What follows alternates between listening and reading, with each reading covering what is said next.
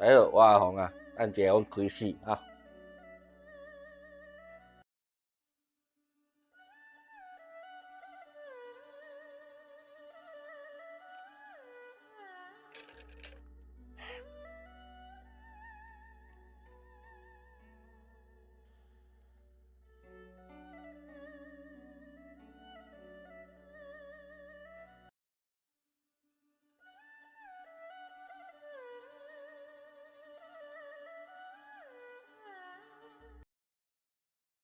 大家好，我是陈老师，欢迎大家今天参与我们的直播。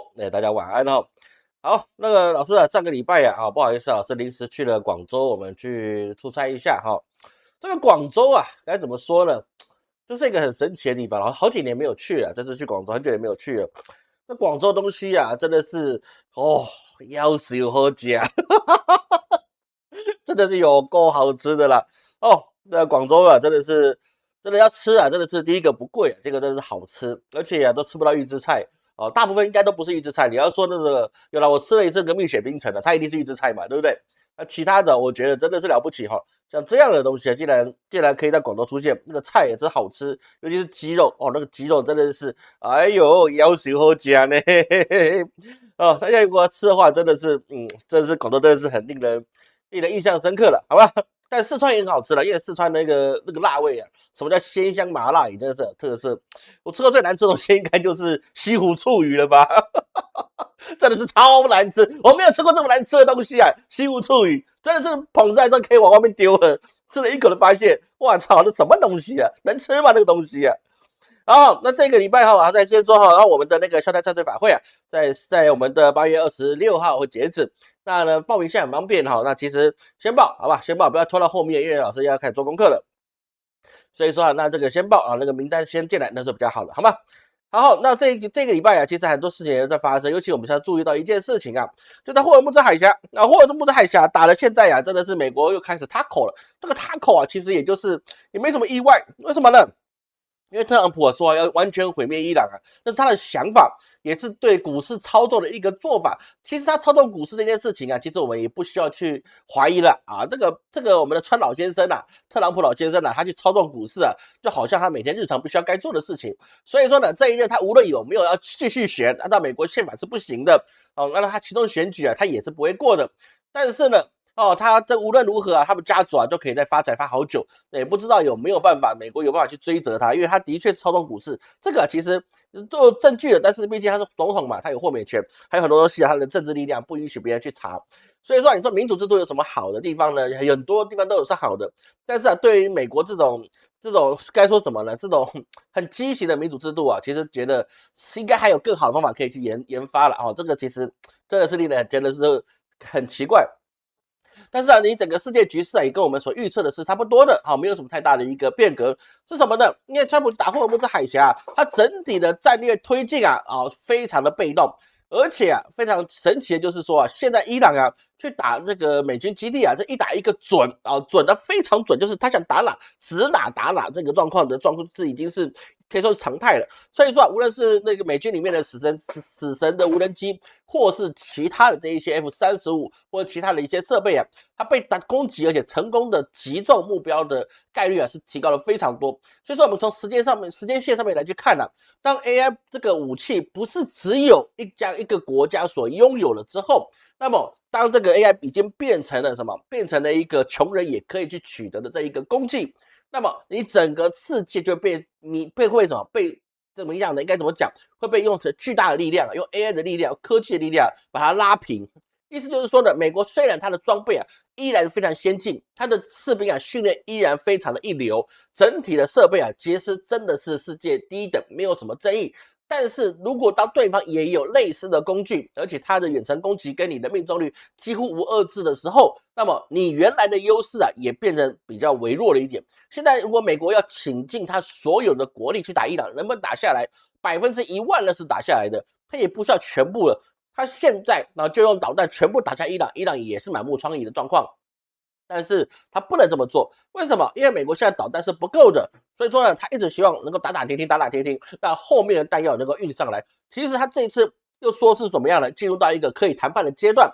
那很简单，结果也是因为每一个这个伊朗在社交媒体也发布过，他最近这几个月击落了美国跟以色列战机的残骸，包含了 F-15战斗机所以说在这个状况之下，伊朗的战机是可查的，所以说如果你现在要把它所有的武器去轰炸伊朗，那么它后面的武器弹药一定是供给不及，所以它需要打打停停，停停打打。但是这样状况之下，你只会肥了谁？你只会肥了在美国的军工产业这些比如说雷神等等之类的，或者黑水公司这些跟军工产业挂钩的厂商，他们可以拿到大笔预算之外，在其他方面来讲，对美国的经济那是完全没有帮助的。这是我们今天要谈的主要的重点，因为美国的经济它是影响全世界，无论你愿不愿意、喜不喜欢美国，它的经济必定影响全世界，因为它有美元霸权，这是一定的事情。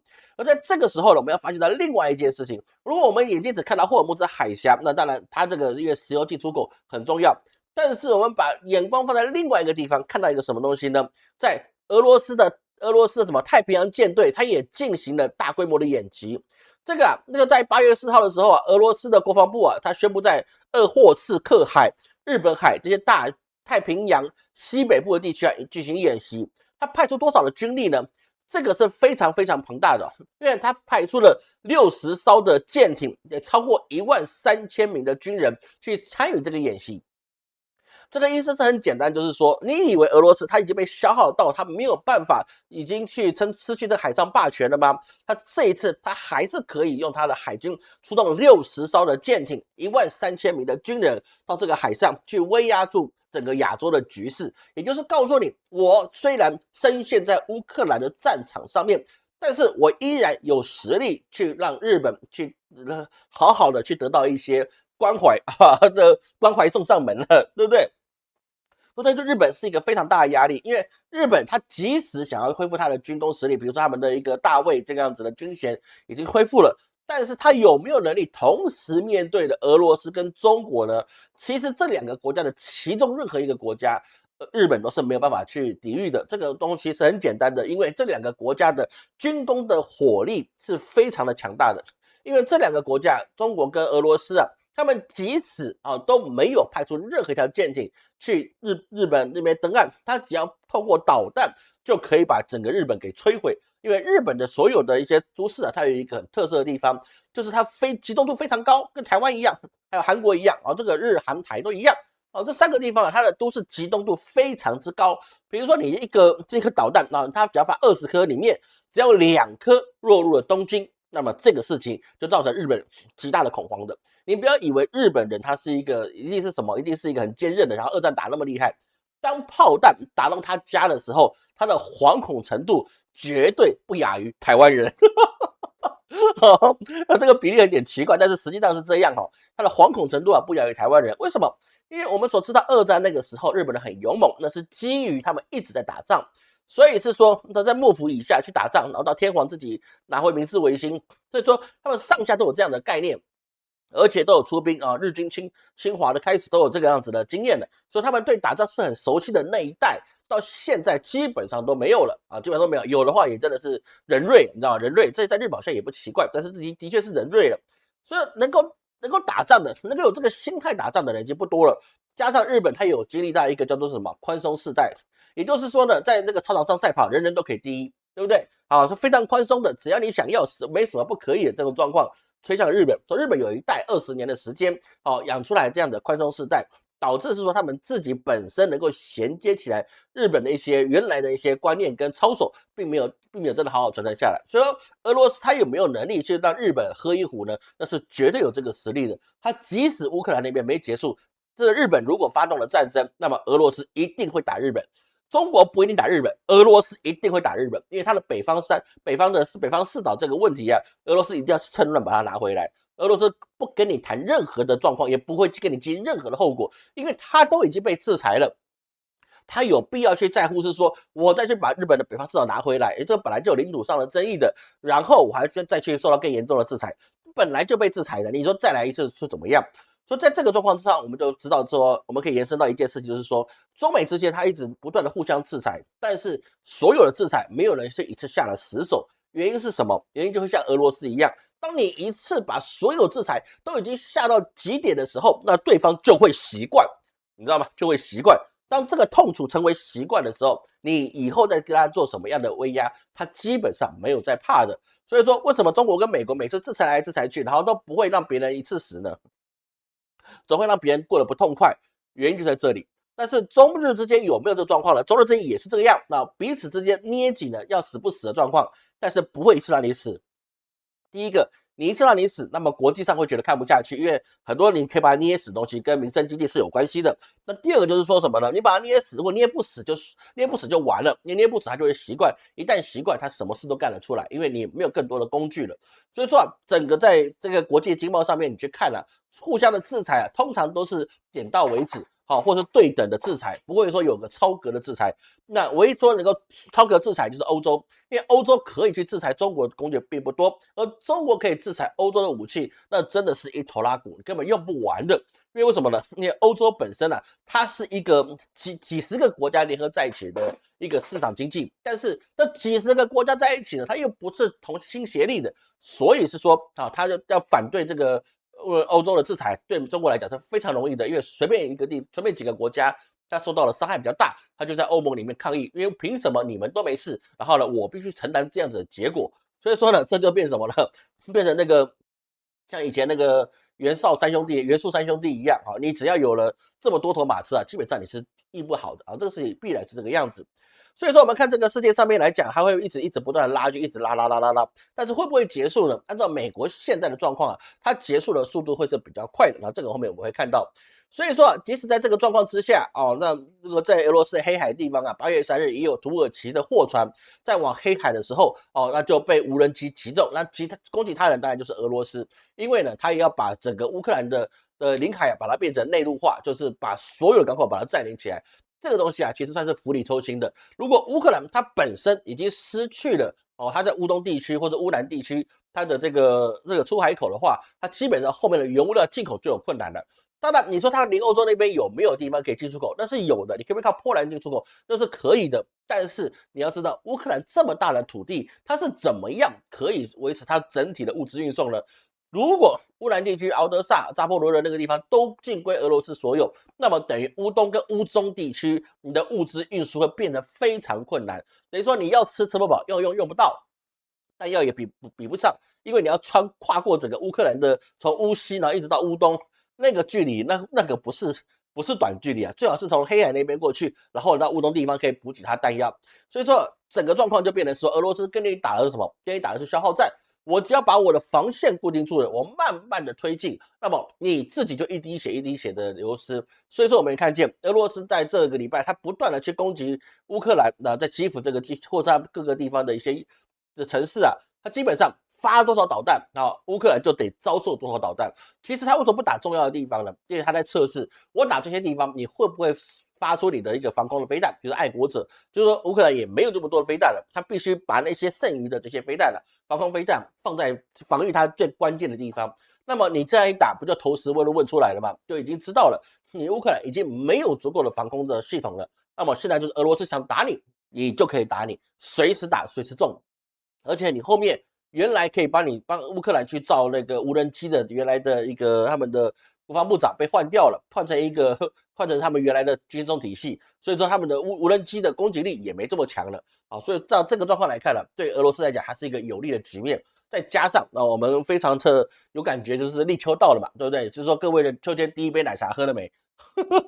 说秋天第一奶喝了没？所以说呢，现在已经立秋了，所以说对时间来讲对俄罗斯的时间又到了，因为他们在寒冷里面，东将军对他来说是比较有利的，加上呢，你那个土地也不会一直下雨了，所以对俄罗斯的有利时间又要来到。所以在今年，我相信整个乌俄之战也包含了美伊之战，这些地方都要有一个结果，因为再没有结果，美国是撑不住的它是有一个很大的一个状况。各位，这从这个前提条件里面，我们必须要知道。当然有人说老师，那这个东西我们的伟大的中华民国已经做好处理了，所以说我们有汉光演习。我们汉光演习真的是非常的优秀，还会喷装备的，这个东西也是蛮奇怪的，或者是坦克会装到10吨，然后呢还会掉下那个后面的挡板那个在我那个时代20几年前那个当兵那个时代发生这个事情，我告诉你头剃光进井壁，但是我现在应该是不会了真的是我们汉光演习真的是优秀到真的是掉装备，我真他妈打线上游戏我还第一次见过演习掉装备了，你知道吗？这是怎么样的一个这么优秀的状况会发生的，是不是？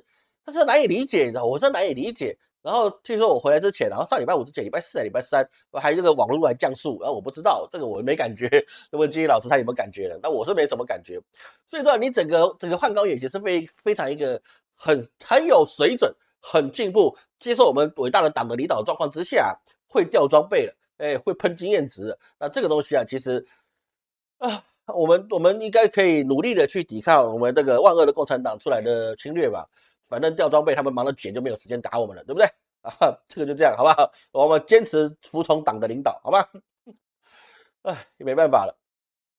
好，所以在这个状况之下，我们要知道是说，包含日本他自己也在发布了2026年版的防卫白皮书啊，希望它有新式的作战方式的章节，它要大幅的扩张，它强化它防卫生产与技术基础的内容。也就是说呢，高市早苗他希望能够在这个他经济不好的时间，甚至他还能够掌权的时间，来进行大幅的扩军的准备。那这个扩军的准备啊，其实基本上韩国都不同意了，你不要说别人的。中国可能会有点意见，那俄罗斯已经给他实体的意见了，但是韩国也不同意。所以当你所有邻国都不同意状况之下，你孤掌难鸣。这个日本能不能透过战争或是军事让他们自己的国家再次伟大，几乎是等于接近于零的可能性。这个各位不是说老师对日本有什么意见的，你要知道日本它这个国家就是一个四面环海的岛国，它本来就是岛国。一个岛国你不要想是说强化军备，然后呢甚至你可以征服世界。过去日本有这个状况，那是因为他遇到了大清朝。如果当时他遇到的是明朝明朝这样的一个政治体系，哪怕是明神宗，你不都可以把日本打得七七八八的。但是遇到了真的是败笔中的败笔的大清朝。他遇到明朝啊，就算是崇祯皇帝啊，他可能怕努尔哈赤，但他不怕日本。打起来的结果是完全不一样的。所以说，日本它是这个四面环岛的国家，它本身就没有这个体量去攻击任何一个国家，因为你坚守不起那个长期的消耗，所以到后面他们只能吃太阳饭，就是一碗饭，一个便当盒里面就一颗酸梅太阳饭，有味道就好。为什么？因为国内已经没有这个体量了。你说其他当军人的，他们也没有到好收入。比如说各位如果看过阿信，阿信那个感恩的心，感谢有你那个阿信，好不好？他的这个老公叫阿雄还是什么的，他也是飞到外面去打仗，打了几个月，然后饿死的，饥饿后战死的。为什么？第一个，你补给线拉不了那么长，是因为他们没有航空母舰，没有战舰嘛。各位不要忘记，日本是全世界第一个发明航空母舰的国家。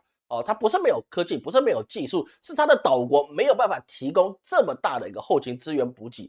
所以说，日本无论如何都不可能再靠战争来更加强大，更何况俄罗斯、中国、韩国都不可能同意日本做这件事情。那美国说真的，他也不会同意，因为日本如果你在这个地方掀起来亚洲战争，你只会让中国跟俄罗斯更加强大。因为你这样逮到机会去练兵的，对不对？练兵人家还不会手软的，是不是？你给下这个场合对美国来讲是非常不利的。你只要失去了日本，你就等于失去了整个亚洲的控制的能力，因为剩下韩国已经被包围在里面，也是没有用的。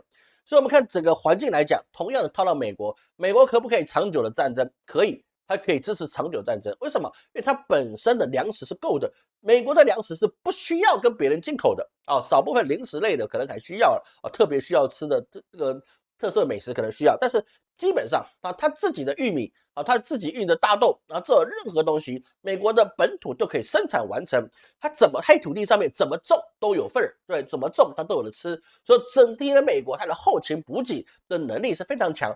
百姓即使有很多的homeless，有很多的游民，但是对于整体的美国来讲，粮食本身这个核心关键是不予匮乏的。一个国家你可以穷，但是你不能没有吃的，对不对？但是美国它有100%能够自给自足，完全而且还可以输出的能力。俄罗斯也有，说这两个大国为什么一直撑得住？原来在这里。那中国有没有了中国也有，但是呢，它还是需要其他国家进口一些，比如大豆榨油等等之类的。但日本就没有这个粮食的自给自足能力，它需要进口。那台湾有没有粮食的自给自足能力呢？有。台湾比较不一样，台湾的粮食也是够的，台湾粮食也是够的。我们嘉南平原那边生产出很多粮食，其实也是够的。那只是真的战争起来之后，你粮食以外的东西都没有了，没地方烧柴，对不对？你在台北，我虽然住山上，但是不叫我砍柴去烧柴嘛，我也不会烧柴呀，是不是？所以你整个世界就变成一个大家互相拉锯的地方。所以说现在是什么？这经济的地平线必须要反转了啊！这个东西各位去理解啊，整个状况它是一个非常紧绷的状况。但是会不会爆发世界大战？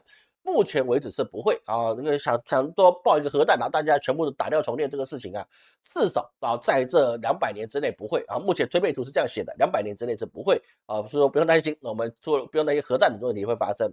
好，我们先看各位有什么问题接下来我们要讲另外一个部分是比较重要的。好，大家晚上好感谢曲老师，感谢曲老师老师你跟我早把大陆市场兵家毕业之夜进入市场布局了，都有了，就反正我做的就是汉人的生意，华人的生意嘛，对不对？我做的是华人生意嘛，是不是？台北市长绿营是个好话顺起来，也是引用聪明哥，那个没办法没办法，好吧？踏光野溪，这原掉叫我被老鹰捡到。罗斯松呢，我们不能这么讲我们要坚决拥护我们党的领导我们不能说他不好，好吧？我们要有台湾精神、台湾价值毕竟只要我们还在台湾我们就要必须相信台湾价值，不然出什么事我也不知道，好不好？小心一点，好吧？小心一点，我们现在讲黄道小心一点。所以说命理名人堂我不会开，好不好？再开到时候我要被怎么样的？已经各位不知道事情太多了，好吧？有些事我不能在上面讲，这遇到事情太多了，好吧？就这样，命理名人堂我不能讲了不要再催我讲，不能讲，好吧？讲了就出事，好不好？为什么呢？因为他不会赢嘛，谁不会赢？你自己猜嘛，对不对？马英九不会赢，好吧？我们确定这件事情。好，我们继续我们继续我们接下来的一个题目所以说，在我们现在所遇到的东西我们必须要深刻的去理解谁？理解一下美国他自己的经济状况这是一个很重要的。美国现在它现在其实在了一个很惨烈的地方是什么呢？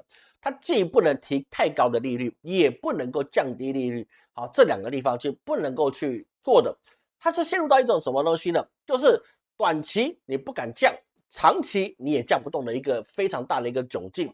这是为什么呢？因为我们要知道现在美国2026年它的财年里面，它的净利息的支出，它美债的利息支出达到了1兆美元，然后占 GDP 的3.3%已经超过了那个1991年以来的峰值。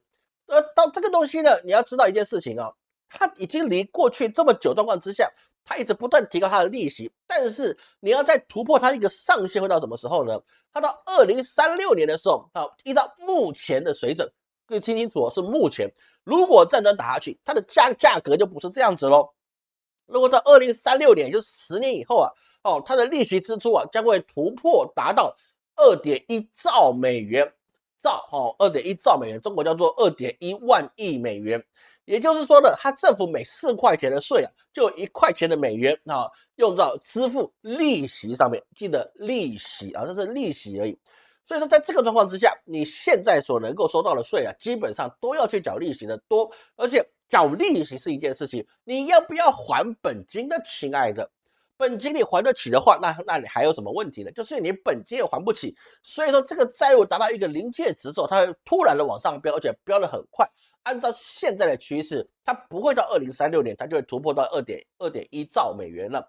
为什么？因为它必须把旧债重新去把它包装一下，变成新债出去，就是什么借新还旧。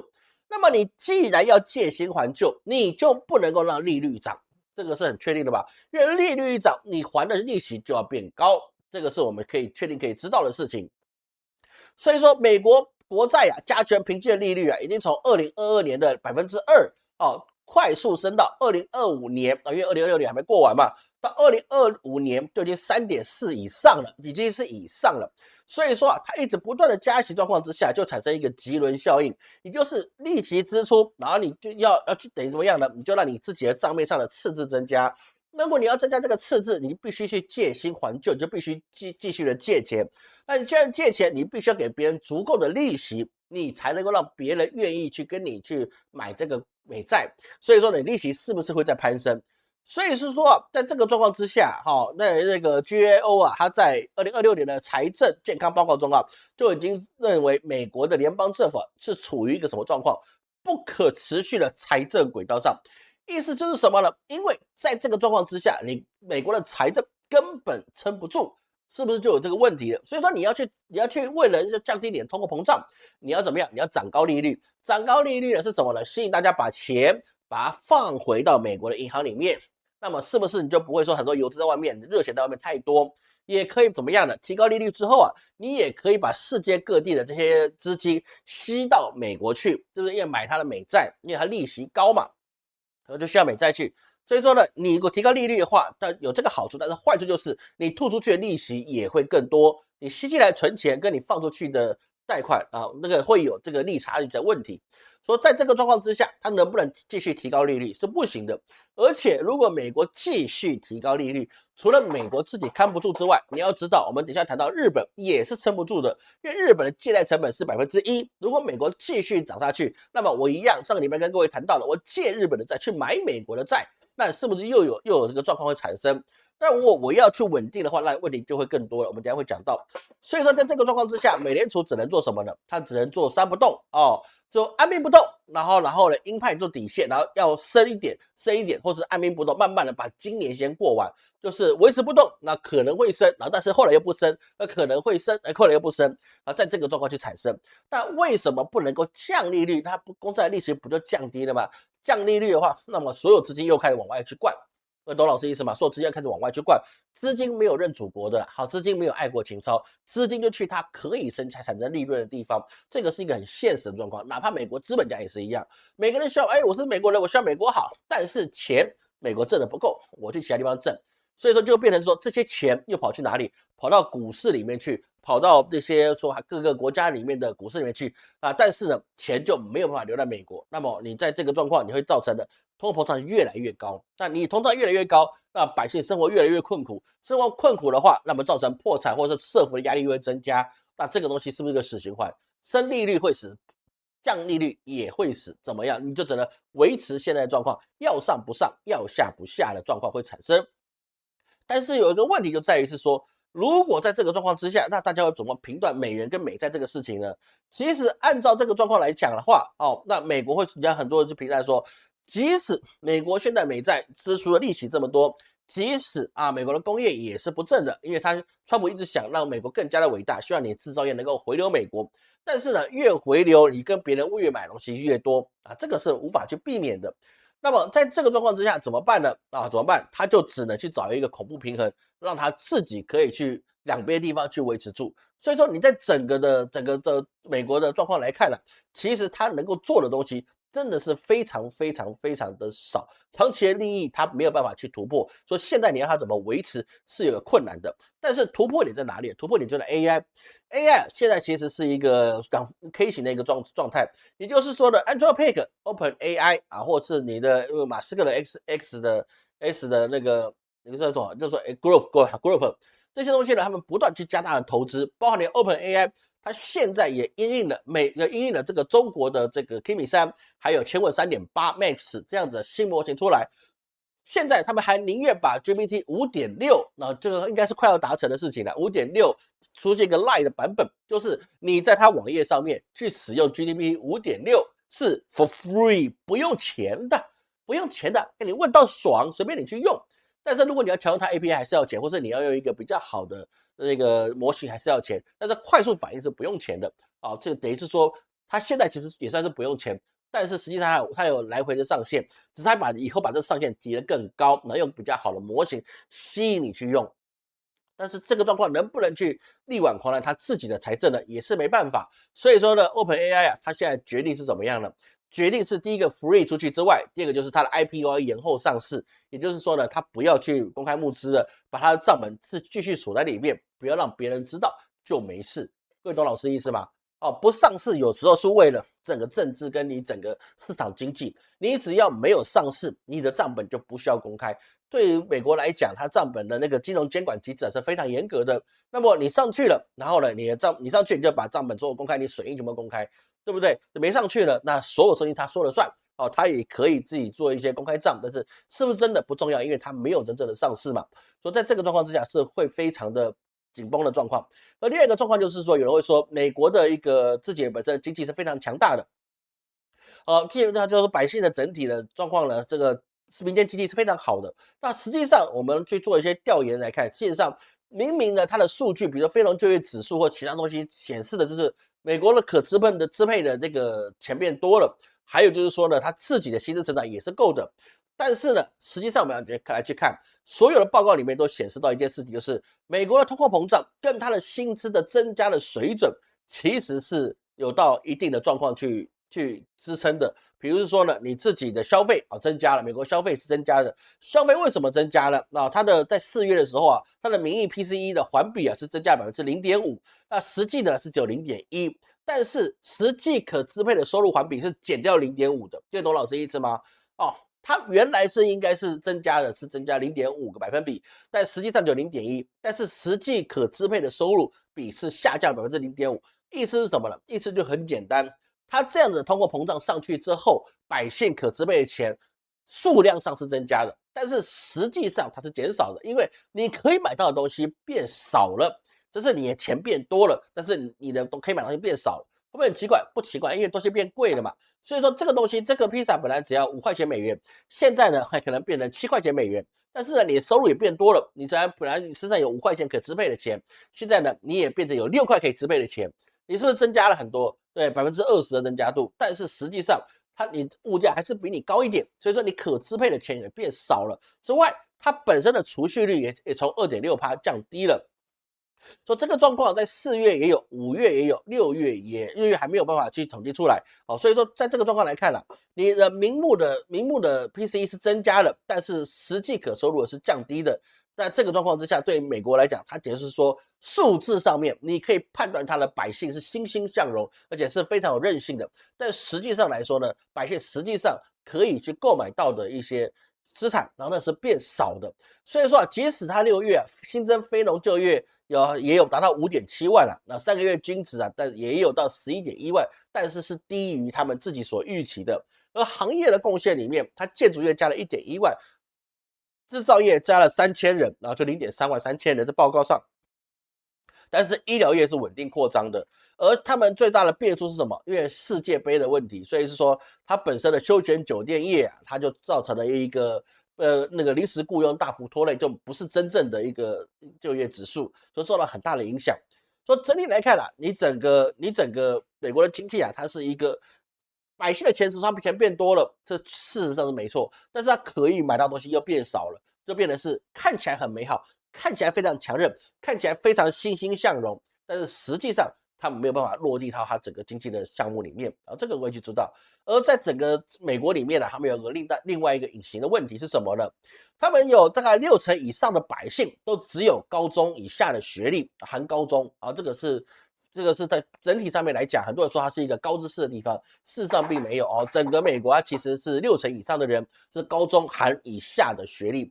所以说，那在这个状况之下，在2026里面的数据就有提到，高中以下的学历，它的失业率是高达6.2%的，而到高中的学历比如说 high school 这个高中的学历，它的失业率也达到了4.4%是8%的失业率，而大学的学历呢，它失业率就低了，失业率只有2.2%，所以是说他家庭年收入也是比较高的，大概13万的年收入，而你这个是高中的学历你年收入是5.8万美元啦，好不好？所以说呢，你的大学学历收入是高中学历的2倍，而高中以下的呢，他的年收入就比只有高中还要更低，他一年只有4万元美元这个是美国的数据，不是我弄出来的不是我弄出来的。而在这个状况之下，你有很多的美国人，你是只有高中跟高中以下的学历。那么你只有20%到30%的人是大学的学历上面还有更高那些本来就资产阶级我们不提，前10%的人我们不提他本来就是世袭的财富。所以说在这个状况之下，你真的能够赚到钱的人不多，而你挣到钱的平均的这些中产阶级也就13.27万，那你跟上这样子目前的通膨，中产阶级你也很难活下去，更不要说你可能是中低收入户了高中学历高中以下的学历，你的收入如果只有低到一年只有4万块美元，那么就大概是多少了120万台币，听起来很多，但是还是一句话，世界的经济各位只要记得一句话，哪里赚钱哪里花，一分别想带回家所以说呢，你即使他看起来高中以下学历你都可以100万年薪，但实际上你在那边活着就已经非常痛苦了你要去知道这件事情。为什么？因为他们光租金成本就很高了，可能租金成本你一个家庭，不要说一个家庭了，你一个单身汉你居住成本可能一年都需要你将近1.8万的美元的那个房租，1.8万美元，你还没包含你的车因为你大概算起来一个月大概1500而已，1500美元的房租，你少一点可以1000块，那也是12000。那你再挂上车贷车贷你没有车你活不了，你要有车贷、保险费，对不对？还有很多很多的一些薪资税、所得税等等一切的税，你能够支配的金额大概也不到2万块美元。如果你是4万块年收的话，你能够支配的可能不到1万块美元，不到2万块美元。2万块美元等于说你一个月你就1000多块钱可以生活。那照美国1000多块美元可以生活吗？很困难，这是非常困难的事。在台湾你可能1万多块、1000多块美元你可以让一家人吃饱，但是在美国你1000多块美元你自己生活都有问题的，所以造成它的美国的经济，它的民间的韧性只有数据上是强韧消费力看起来很强韧，但是它的消费经济不等于它民间的经济，所以在这个状况之下，它产生了很大的一个分化，也就是 K 型分化，有钱的越有钱，穷的人一直往下穷，就造成了一个 K 型的一个指标。而即使美国它一直不断的去加大它投资它的 AI 产业，但是 AI 产业好了就那几家公司可以去做 Amazon Google、Microsoft、Anthropic、OpenAI 或者那个 Xbase 这些大公司互相之间交易的状况，让他们可以增加他们资本的所得。比如说你去一年投下400亿的一个资产所得、资产投资，但是它不是所谓的民间投资，它跟你卖汉堡的没有关系，它是互相的去订购它本身已经有的产品，比如说像 NVIDIA 它就是既得利益者，对不对？它就可以继续的出货，但是其他的呢，你就没办法，你只能从资本消耗里面，这些电子厂里面你可以得到利益，但其他人你是没有的。所以说，在普通百姓这次的处境来讲的话，他实际工资其实真的去算下去的话，它就有增加0.2%，储蓄率然后它基本上2.6%，基本上都已经慢慢的要往下降了。为什么？你根本存不了钱，而且高中以下失业率变多，他们还会继续的削减他们原来的旅游或餐饮之类的消费，因为讲句台湾话，车价都不搞，你给他爬瓜嘞，对不对？你现吃都不够了，你还想晒干当干货说没办法了，说旅游也没有了，那你一般的餐饮也降低了，那旅游没有了，那旅游产业是不是就糟糕了？餐饮没有了，餐饮产业是不是一条龙都完蛋了？各位不要小看餐饮产业，台湾现在经济不是很理想，就是因为少了大陆来台的旅客。为什么？因为你只要大陆旅客来台湾，你就算吃一碗牛肉面，吃一盘蚵仔煎，这都不是只有一家店受益，它是整个台湾的南北货都要受益的，包括渔民、农民，还有五谷杂粮商，还有服务生，还有店老板，还有夜市。还有这些房东、房租等等之类，包含政府的税收等等之类的，它都有收益。所以说，当你的旅行业、餐饮业不景气之后，你会直接连带到其他后面一头拉股的产业都是不景气的。经济从来没有是只有你不好只有你不争气的，它是一条产业链出现，一个地方不好，连带就是大家都不好。所以说，猪肉涨价，你是不是其他都会涨价？鸡蛋涨价，你其他产业都会涨价。为什么？因为我要吃猪肉，我要吃鸡蛋。是不是就长成这样的一个状况？所以各位去看，像美国现在这个状况，它的制造业它那个什么制造业的每个月的就业蓝领就业一个月新增不到1万，零售业还在裁员，建筑加制造业合计每个月一个月才2万看起来好像有增长，但是呢，它不是蓬勃发展，只是形式上面、数据看面。好像是增长的，但实际上并没有。等于说你有了面子，但是你没有里子，这个状况是会产生的。而这个状况里面说，第四个支柱当然就是他们军工产业，但军工产业呢，就是就只能是说它是暂时性的产业，它不能说一直都可以制造出这么多的就业机会。然后这个各位去理解，因为很多事情在美国生产。军工产业是不划算的，比如说子弹这个东西，你在美国生产，还不如去给其他国家去购买那个军火之王各位看过，还其他地方生产，你还比较实在的一个事情，各位去了解老师的意思吗？所以在这个状况之下，美国面临到另外一个很大的一个危机是什么？包含了 AI 产业也是一样。好，在 AI 产业里面包含了这个 Agentic， 还有他们自己的推理现在最强的还是 Anthropic 它的一个Fable5它目前为止是最强的还有他们的 Opus 5它最强的，其次最强的也有 GPT 5.6 Sora 也是非常强，但是呢排在这个第3名的，因为你看Anthropic 算是一家嘛，第2名算是 GPT， 现在世界第3名是谁？是 Kimi K3， 它跟第1名只有差4个百分点没有4个百分点。那第5名是谁呢？第4名是谁呢？是千问 Max。第6名是谁呢？是中国的 GLM。所以说呢，你第一、第二名目前还是美国公司，但是第一名、第二名、第三名之间你差距了不超5个百分点，你要4个百分点而已。而这个里面是不是他们一直往前面去领先呢？也没有。比如说千问3.8 Max 是最近前2天刚新出的这样子的一个模型，它就是 Anthropic， 就是它的那个什么，它的 AI 可以自行的运作率哦，它可以是全世界第一的，高过了那 Anthropic 它自己本身研究出来的 Opus 5或者是 Fable 5这样的一个状况，就是说现在中国的模型有部分是反超美国的模型，没有欧洲，就只有美国，因为只有美国有模型了。所以在这个状况之下，第一、第二名后面全是中国的模型状况之下，那么成本又只要你的1/3啊，更低了，成本不到1/3，售价只有你的1/3，那甚至是现在 DeepSeek 可能就只有你的270%，但 DeepSeek 它最近说它要涨价，涨价说大幅的涨价，它如果变成1块钱变成5块钱，是不是大幅涨价？那1块钱人民币跟5块钱人民币去对上美国的一些成本来讲，你是不是还是非常低？而DeepSeek为什么要涨价？我相信啊，这个是有调控的一个作用在啊，还是有这个调控的作用在。那么我们实际看它涨价多少吧，因为1块钱的成本变成2块钱的是涨1倍，对不对？变3块钱涨3倍，有没有很多？也没有很多。但是如果它是 V4 的 Pro， 它本来就是30几块人民币啊，不是1块钱人民币，它有它的一个差别在。所以说呢，在美国现在它自己能够维持的一个优先跟优越的一个条件，就只有一个是美元。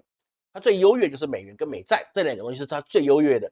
所以很多人说，老师，那你现在美国到这样的状况之下，你刚才讲经济也不好，战场上你发挥不过去，那么美元什么时候完蛋？美债什么时候垮台？跟各位去讲，不会垮台，也不会完蛋，好吧？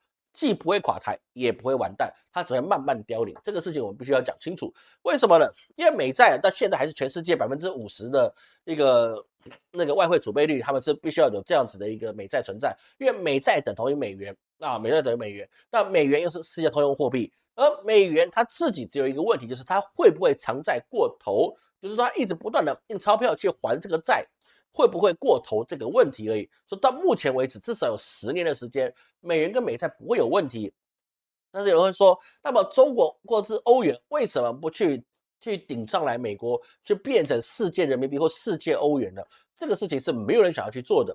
为什么？因为一旦你的货币变成全世界的通用货币的时候，那就发生了一件事情，你必须要去扛全世界的汇差跟全世界的经济，因为你的钱等于世界通用货币，那么你就得发行这么多的纸币，发行这么多的纸币啊，这些货币数量散出去之后，那么你就要扛全世界的汇率，而不是别人跟你做生意的时候就考虑的汇率，而是你自己要让全世界跟你换汇。所以说，你就变成一个你必须扛全世界经济、全世界汇率，还有全世界的一个贸易度的一个压力。那么对中国来讲，肯定不会干这个事情。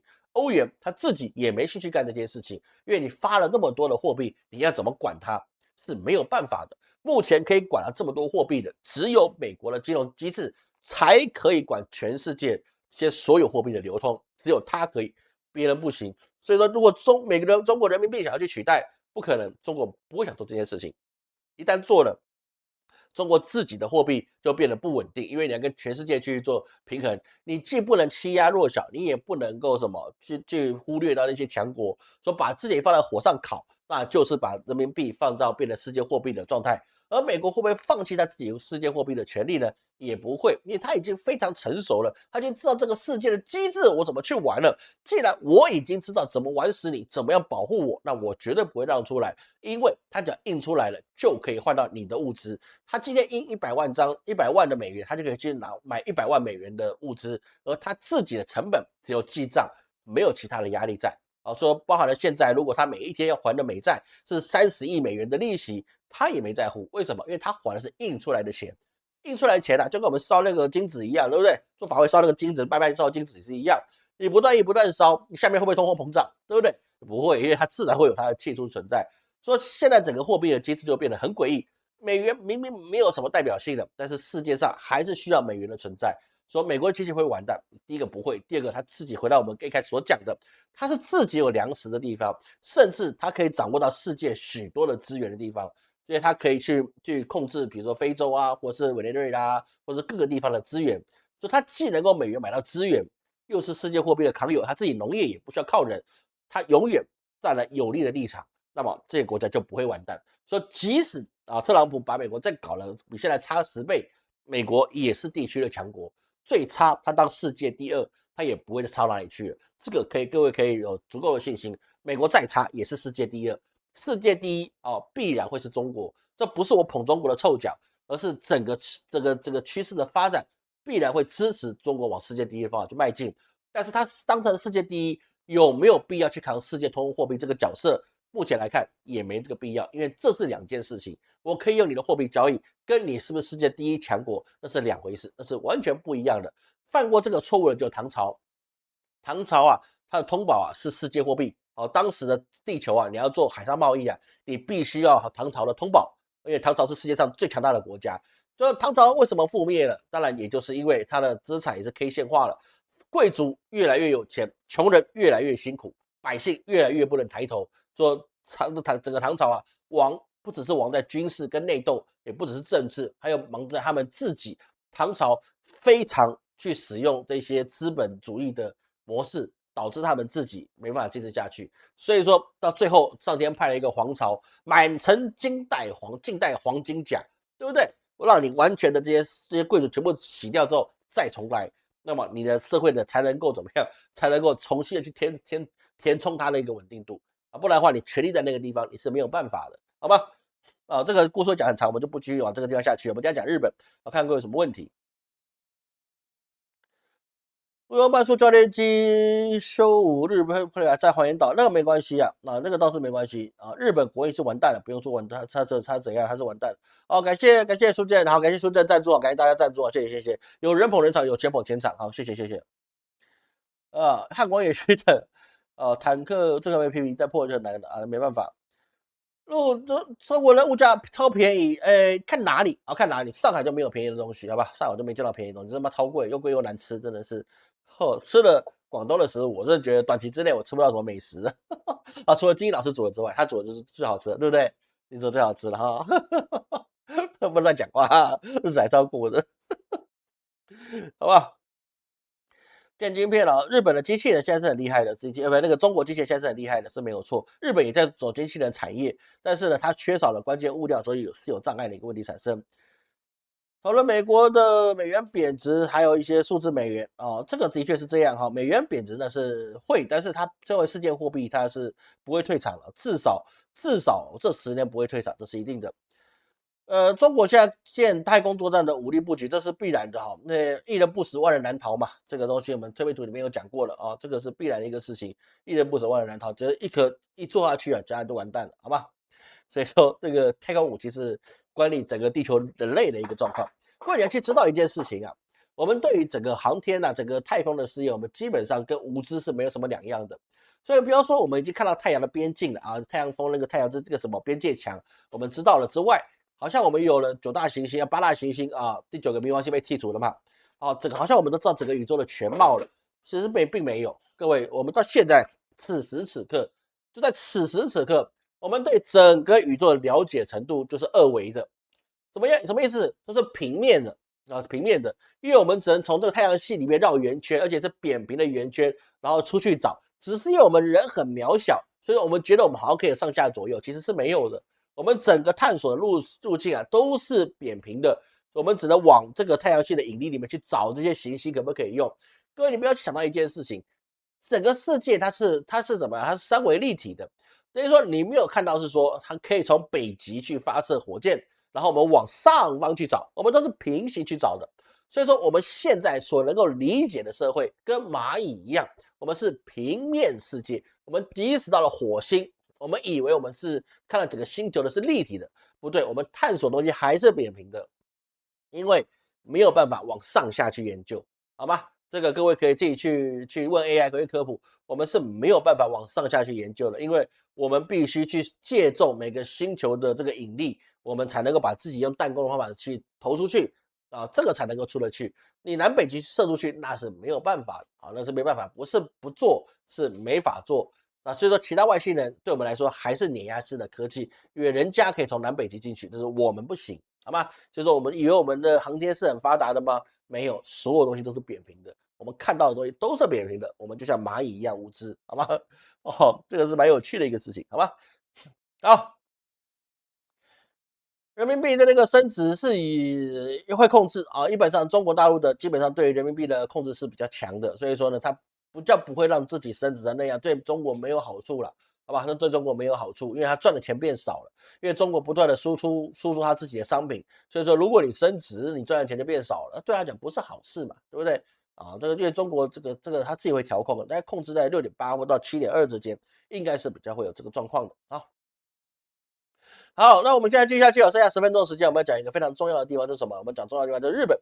日本东西啊是非常有趣的，为什么？因为日本啊现在它基本上啊就透过美国啊去卖欧债啊卖欧元去买日元的状况之下，是希望啊日本的一个稳定度是要提高的，日元不要一直跌。那现在目前来讲是这个样子的，但是问题是在于是什么呢？问题是在于是说日元真的救得回来吗？啊，日元是不是可以救得回来？这个才是我们应该去理解的一个事情。而且这个东西啊，并没有这么容易可以去处理的。为什么？因为我们上个礼拜有谈过它的套利机制，这个是有的啊。因为你今天如果你借日元只要1%的成本去做美元，你有3.5的利息，那么我一定去买3.5的利息。弄回来之后，你还有所谓的汇差，所以说我去借日元去做任何投资，我都是赚的。所以说之前华伦巴菲特他说投资日本4家商事，注入了大笔的钱去买日本的这些资产，看起来好像是美国资本家都是看好日本，他才投资日本。但是你不知道是他投资日本不是期望日本给他多少的一些利润去回报，而是他可以拿这些股票去质押啊，再拿去投资其他的商品。各位，这个资本的操作其实并不这么样的困难啊，虽然他投资日本是可以买来再去质押，那是没有问题的。就像老师以前一个贵客跟老师讲，我说你买房子都全款去买，那你资金不是一大笔压在那边吗？他说并没有哦，老师你以为我压那边，我并没有压那边，我买房子都是3折或半价买到的。我说怎么可能半价的房子？中国资产再怎么跌，你也不会半价买，就很简单，他就直接全款买，要用钱的时候去抵押就可以了。啊，抵押去就可以借到钱出来了。那你不用钱的时候把它还回去，它的成本是比较低的，因为你有抵押物嘛，所以成本是比较便宜的。就他们用钱来讲，在世界各地都有资产，他基本上都这样去做啊，因为你资产会升资产，资产会升值起来。比如说他买美国的房子，他是有赚到3倍的价格，3倍啊，不要说奇怪，真的是有3倍啊，那是炒起来的。他可能10几年前买，他已经涨了3倍。他套利出来的东西，的确是可以让他每次都全款去买，所以他会不会有钱？是会有钱的，都是用套利出来的。那个美国资本上去投资日本也是一样的意思。所以说啊，即使在什么呢？在2026年的7月30、31日啊，美国跟日本啊，时隔15年首次去联合干预汇市啊，哦，也就是说什么呢？日本呢自己单方面先去怎么样干预8.45兆日元啊，去买入这个日元。美国也是一样，通过纽约的美联储去卖出欧元，买入日元。它是怎么样？就是希望让大家知道啊，美国是支持日本的。所以是说，当天的汇率啊，日元就从美元对日元啊，从164回落到157啊。那这个状况之下，在8月3号啊的时候啊，也就是上个礼拜一吧，哦，它就是触及到那个155.2啊，这是日元这3个月的新高了啊，已经算是非常高了。但是有没有办法去做呢？因为其实隔一天8月4号的时候啊，美元对日元啊就反弹从155到了157啊，就又回来了。但是有没有会回到164呢？目前在短时间之内啊，还是有这个概率在。为什么？因为只是在借贷的过程之中，还是需要时间。因为8月4号到8月9号，今天你也差了5天的时间了。所以说，你现在能够阻止别人再去借日元去投资其他的吗？也不行，因为人家银行也是需要赚钱的。所以说，你拿抵押品了，或是拿这些钱去质押了，那你还是得跟别人借来去买这其他的一个投资。所以说啊，现在可能是说美日之间有没有救到日元，短期之内是救了急，但是实际上是救不了本。等于说美元对日元164这个红线是守住了，但是它目前维持的155到157这个区间，其实就看于什么？看日本敢不敢加息。如果日本加息了，那么这个状况就可能造成了日本的资金可以留在里面，因为你加息，你套利空间变少了，那么我就不会再借日元去买其他东西，日元是不是可以留在日本里面？那是不是就比较合适呢？说在这个状况之下，哦，日本敢不敢升息？但是它如果升息怎么办？它如果升息，那日本本身的房贷、车贷、企业贷款跟信用贷款就会受到极大的影响。等于说跟美国一样，你加息了，对不对？你似乎有一定的好处，把资金收拢回来，但是问题是，靠借贷去维持现行经济社会的稳定的这样子的杠杆，就会失去了它的作用。也就是日本企业就可能面临到倒闭潮。为什么？因为还不起贷款，因为你利率涨了，因为你这个涨了之后，你必须要还债钱变多了。那有一些本来就已经在零利率政策破功之后，他们经营的已经非常困难了，加上日本本身的消费也是属于停滞的状况，所以是说，它现在你在1%已经经营困难了，你再去加个0.5%，甚至加1%，那日本加息到2%，可能半年时间加到2%，那日本又会再倒一波企业。你企业倒了之后，第一个坏账谁去填？你是不是就坏账率就提高了？第二个就是说，你的失业率又更加的难看，对不对？就说老师这样讲不对，日本现在真的是求贤若渴，整个失业率下降的。日本失业率下降是真的因为年轻人现在有很多的工作可以去找，但是是为什么呢？因为日本年轻人少啊，日本是一个老龄化的一个国家，所以他年轻人本来就不多了。如果不多的年轻人，你当然面对到了企业的选择是增加，是以当时日本经济还没有这么高的利率前提之下，它是有这样的一个荣景在。但是如果你继续升息，企业倒闭，那么你就只能是让它的经济只能是慢慢又回到一个大萧条时代，那个是没有办法的一个事情。所以说日元套现交易这个基本上你是难以防，除非美元降息，日本升息，这个事情才能够成功。但是你会抵触到美国自己的利益存在，会懂老师意思吗？就会造成美国利益存在，所以就不能够去做这些事情的一个办法。所以说日本现在变成两难的死结，加息也不行，不加息也不行。所以说在2025年的这个财政年末日本的债务已经突破了1343兆日元。讲清楚它是1343兆日元。好，它占整个 GDP 比重到达250%，它是整个全世界负债最高的国家。它唯一没有这个太大压力的问题是在于是说，它的所有债务是在日本企业内部所做出来的事情。所以说，如果说你现在要去救日元，最简单就是继续狂买日元。那你要狂买日元，你要有账上要有钱去买日元，你不能自己印对不对？所以说你就必须抛售美债，因为它是全世界持有美债最多的国家，所以它就必须要卖美债买日元。你买了日元，别人把日元借出去，那也不是两头空吗？所以是没有用的，那也是没有用的。但是如果你升一个百分比，那对于日本的这个政府有什么样的影响呢？如果按照现行的日本的这些负债程度来看，你升上1个百分点的利率，它的年利息支出就有10兆日元增加。10兆日元哇操，那个不是免费的钱好吗？10兆日元。所以说日本现在10年期的国债的收益已经到了2.85%这里，是30年以来的新高。所以是说他现在认为在市场上公认日本的公债应该会涨到3%，这个红线应该已经非常近了。说在这个状况之下，日本之前的央行审议委员叫做安达成司就说，如果10年期的日本国债收益率突破3，市场将彻底怀疑日本的财政它的可持续性，也就是说你根本就还不出来，因为你自己企业能不能再继续支持你的公债，都是产生一个很大的一个问题。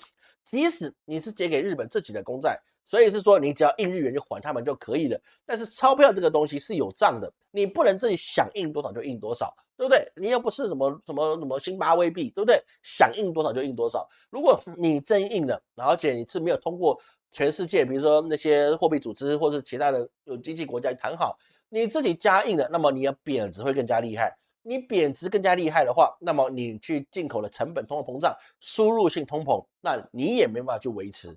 所以说，在8月4号的时候日本的国债拍卖就亮起红灯。日本财务省在8月4号的实施10年期的国债拍卖它的投标倍数已经降到2.56倍是2025年5月来的新低就是继续探底的状况。而实际中标的收益率它是提高到2.9%，所以说也是1996年以来最高的水平。所以它的整个尾差扩大到0.46的日元，也是从前年2024年的8月以来是最大的。所以说市场会觉得是说，你日本如果你要去抵抗你自己的一些日元的问题，你就必须加息，哪怕你要负担更大的公债。但是你不加息，日元就继续贬下去。所以是说他就认为大家认为日本9月份它还会再次加息，就是说阶段式的一个上去。所以在这个状况之下，那从今年的8月开始啊，日本大型银行已经上调房贷的固定利率啊，这个是 NHK 它已经有公布的事情了，不是老师自己吹的，这个是有数据上面来看的。所以说你房贷也要去提高哦，那你所有东西都要去提高，所以导致日本6月的 PPI 同比大增了7.1%，也就是说呢，整个市面上百姓的购买力正在下降。这是跑不掉的一个事情，而最逃不掉的是什么事情呢？是日本的养老金。各位去记得，日本是一个老龄化的国家，所以它的本身呢，它自己养老金的负担也是非常的沉重。说按照日本的养老金来看呢，日本养老金呢，它管理的资产呢是293.6兆日元，它是全世界里面最大的养老基金。而外国债券呢，占这个养老金的24.48%，外国股票占了24.8%啊，也就是说，海外资产将近有持有它的一半以上。所以说啊，它里面包含海外资产里面啊，基本上有2321亿美元，然后是属于这个美国公债啊，在这个状况。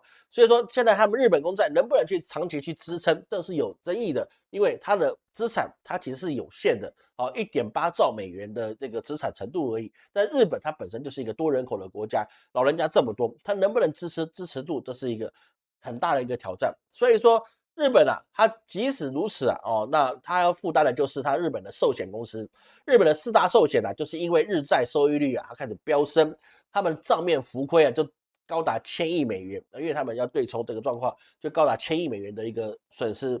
而在这个状况之下，日元持续走贬的原因，还有在于说他们自己的工业力也不行，这个我们之前所讲过的事情，我们不再复述啊。日本已经没有这个能力再重拾亚洲最强工业制造国，这是没有办法的。而且最大的原因是因为啊，日本跟中国也交恶，交恶状况之下啊，日本对中国出口啊，现在啊，即使到目前为止啊，它出口占整个日本总出口的17.6%，但是从中国进口的高达22.5%。而日本所需要的4300多种的主要商品里面，1400多种是一代高度进口的，而一半是来自于中国。所以说，除了这些之外，还有包含了稀土、钨、汽车零件。日本的汽车零件啊，关键的零部件里面，电车里面关键零部件啊，中国占日本所需要的零部件的90%。还有他们半导体材料啊，比如说 EUV 的光刻胶，你是必须卖给中国的，不然他自己没办法去有那么多的买家。就在整个状况之下，日本能够去仰赖中国的地方是非常的高，但是中国却扼住了日本它能够工业再去兴起这些军工产业或科技产业的命脉，所导致了日本你除了贬值之外，你没有办法让自己更加的强大，几乎是不可能的一个事情。只靠军工产业能不能呢？军工产业是没有办法的，因为军工产业你也是需要稀土，还有就是说，你美国同不同意你再大幅的去增加你自己的军工产业呢？所以就变得非常困难的。说日本它还是有可能继续在日元里面持续的去上下拉锯，也就是边丝行情，155到164这个锯齿可能会成为常态，但是会不会继续往下？如果中国增加了制裁，那么日元还是会往下，因为它没有办法去支持这件事情。而最大的问题还是在于我们刚才讲到的，日本它的央行或它的4大银行提升了房贷利率，那么请问百姓要怎么样去还这些他们所要居住的成本呢？那是不是就过得更加痛苦了？所以还有很多状况，就是说我们没有办法去让日本透过这些加息或者是降息可以解决的问题实在是太多。说美日即使联手救日元，它也是不能够成功的，因为到后面它还是会继续往下跌。借日元买美元的汇差，必须要日本提高利率，你再提高利率，百姓房子住不起，你坏账率提升，日本你能够看得起吗？好不好？然后那其他部分呢，其实还有很多东西我们今天来不及提到哈，比如包括货物木质海峡，还有刚果金啊，它给大家提供的这个铜矿进出口，那是6月就有的事情，但是影响是蛮大的事情，好吧？还有什么问题哦？台湾军队人数不足，可聘佣兵哦，这个东西其实是有困难的。那台湾是请不起佣兵的，因为台湾的这个军事成本掌握在立法院，所以说呢，你没办法去编列这些大笔的预算去聘雇这个佣兵。而佣兵进了这个岛里面，他也没办法施展。那佣兵他是必须在火线上的时候他去才有用，佣兵不能够囤，你囤佣兵你会完蛋的啊！任何一个国家都不能囤佣兵啊，你包含了那个俄罗斯也是一样，佣兵不是囤的，打仗时候才叫你来。美国也是一样，打仗叫你来，他平常不能够囤的。说台湾是不能够去请到佣兵的，是有问题的，好吧？日元强弩之末了哈，这个的确是这样哈，市场不买账。如果美日增加在台驻军，可解决缺兵员的短板吗？第一个，日本你是不能够进台湾的。日本陆军我进到台湾，我告诉你，两岸战争立刻发，立刻没有疑惑，好吧？日本的军队如果驻守台湾，我敢跟你讲，大陆立刻打过来，立刻没有迟疑的，他直接打，他不会跟你讲的，他不会允许日本人进到他们认为是中国土地的地方，尤其是军队。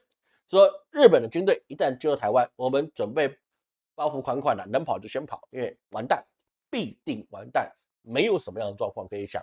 美国的士兵早就在台湾了啊，那个是没有什么争议的，因为教官啊或是什么都早就已经驻扎在台湾，这个没有什么争议啊。遇到事情的时候他们也会走嘛，对，遇到事情他们也会走。而最重要的事情是还有什么？那个东部海域被封锁了，说这个东西是没有办法的事情，好吗？日本消费量，日本的公司嫌弃的，说你跟日本哦，日本人说买不起，这个也是个状况。说日本现在很需要中国市场啊，但是中国有没有去消费日本的东西？有，但是实质上它还是有限的，没办法这么多，好吗？好，不好意思，跟各位多借4分钟的时间了哈，感谢各位今天的收看。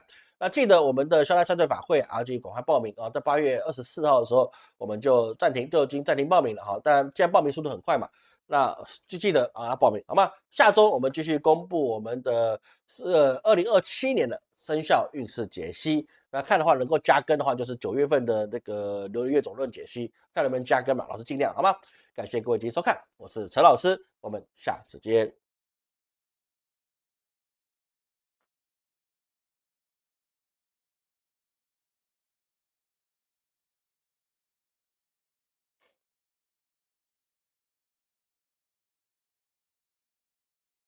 拜拜。